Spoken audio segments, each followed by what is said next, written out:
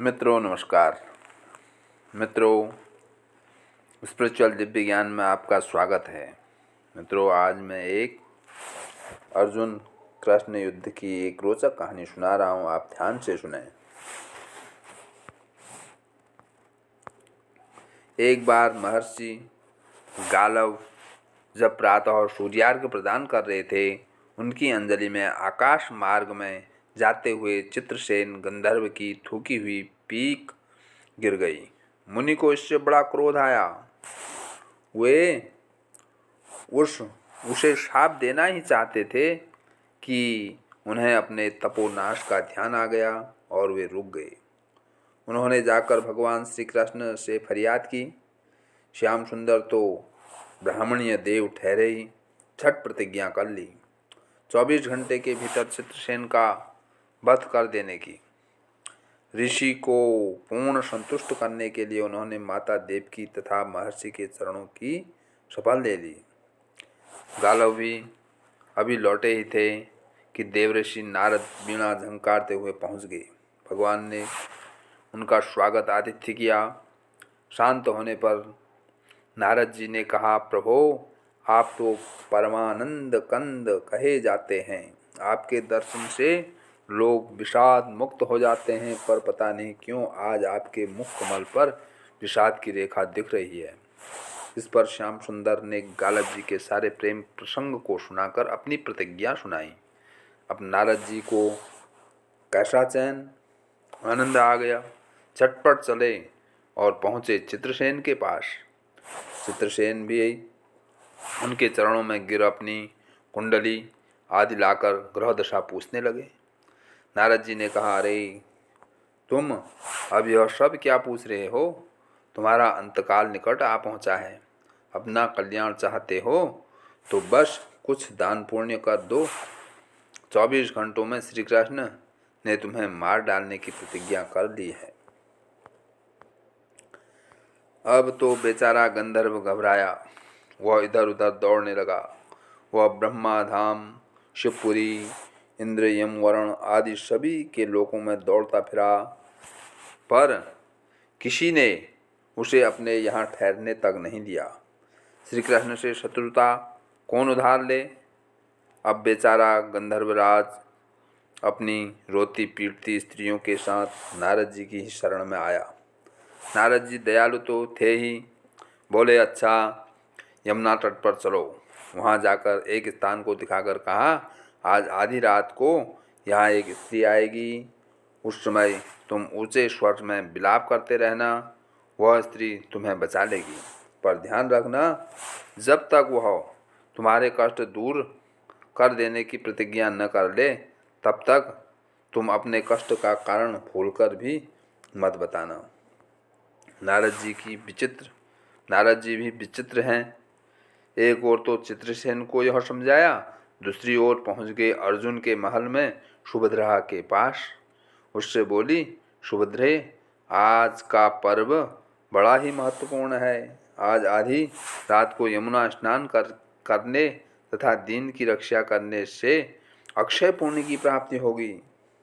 आधी रात को सुभद्रा अपनी 2 सहेलियों के साथ यमुना स्नान को पहुंची।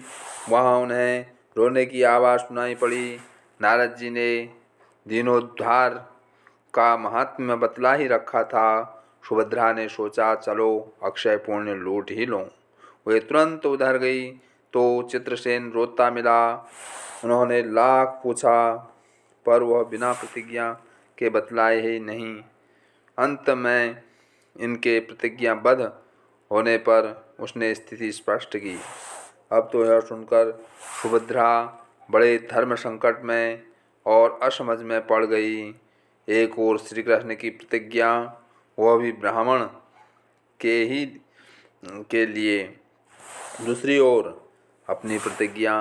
अंत में शरणागत त्राण का निश्चय करके वे उसे अपने साथ ले गई। घर जाकर उन्होंने सारी परिस्थिति अर्जुन के सामने रखी। अर्जुन का चित्रसेन मित्र भी था। अर्जुन ने सुभद्रा को सांत्वना दी और कहा कि तुम्हारी प्रतिज्ञा पूरी होगी। नारद जी ने इधर जब यह सब ठीक कर लिया तब द्वारका पहुँचे और श्री कृष्ण से कह दिया कि महाराज, अर्जुन ने चित्रसेन को आश्रय दे रखा है, इसलिए आप सोच विचार कर ही युद्ध के लिए चलें। भगवान ने कहा, नारद जी, एक बार आप मेरी ओर से अर्जुन को समझाकर लौटाने की चेष्टा करके तो देखिए। अब देवऋषि पुनः दौड़े हुए द्वारका के इंद्रप्रस्थ पहुँचे।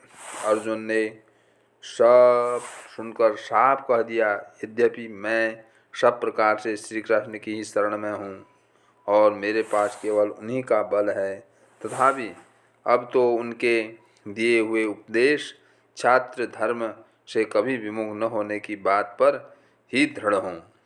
मैं उनके बल पर ही अपनी प्रतिज्ञा की रक्षा करूँगा। प्रतिज्ञा छोड़ने में तो वे ही समर्थ हैं। दौड़कर देवर्षि अब द्वारका आए। ज्यों का त्यों अर्जुन का वृत्तांत कह सुनाया। अब क्या हो, युद्ध की तैयारी हुई। सभी यादव और पांडव रण क्षेत्र में पूरी सेना के साथ उपस्थित हुए। तुमुल युद्ध छिड़ गया, बड़ी घमासान लड़ाई हुई, पर कोई जीत नहीं सका। अंत में श्री कृष्ण ने सुदर्शन चक्र छोड़ा, अर्जुन ने पास्त्रास्त्र छोड़ा, पशुपास्त्रास्त्र छोड़ दिया। प्रलय के लक्षण देखकर अर्जुन ने भगवान शंकर को स्मरण किया। उन्होंने दोनों शस्त्रों को मनाया। फिर वे भक्तवत्सल भगवान श्री कृष्ण के पास पहुँचे और कहने लगे, प्रभु, राम सदा सेवक रुचि राखी, वेद पुराण लोक सब राखी। भक्तों की बात के आगे अपनी प्रतिज्ञा को भूल जाना तो आपका सहज स्वभाव है। इसकी तो असंख्य आवृत्तियाँ हुई होंगी। अब तो इस लीला को यहीं समाप्त कीजिए। बाण समाप्त हो गए। प्रभु युद्ध से विरत हो गए। अर्जुन को गले लगाकर उन्होंने युद्ध श्रम से मुक्त किया। चित्रसेन को अभय किया। सब लोग धन्य धन्य कह उठे, पर गालब को यह बात अच्छी नहीं लगी। उन्होंने कहा, यह तो अच्छा मजाक रहा। स्वच्छ हृदय के ऋषि बोल उठे, लो, मैं अपनी शक्ति प्रकट करता हूँ। मैं कृष्ण, अर्जुन, सुभद्रा समेत चित्रसेन को जला डालता हूँ। पर बेचारे साधु ने ज्यों ही जल हाथ में लिया, सुभद्रा बोल उठी, मैं यदि कृष्ण की भक्त होऊं और अर्जुन के प्रति मेरा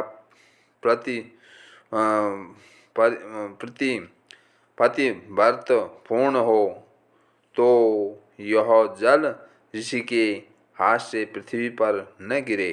ऐसा ही हुआ। गालब बड़े लज्जित हुए। उन्होंने प्रभु को नमस्कार किया और वे अपने स्थान पर लौट गए। उसके बाद सभी अपने अपने स्थान को पधारे। बोलो श्री कृष्ण भगवान की जय।